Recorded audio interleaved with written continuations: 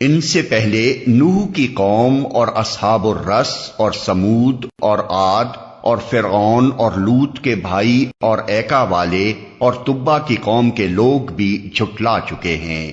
ہر ایک نے رسولوں کو جھٹلایا اور آخر کار میری وعید ان پر چسپاں ہو گئی۔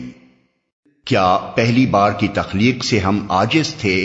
مگر ایک نئی تخلیق کی طرف سے یہ لوگ شک میں پڑے ہوئے ہیں۔ ہم نے انسان کو پیدا کیا ہے اور اس کے دل میں ابھرنے والے وسوسوں تک کو ہم جانتے ہیں۔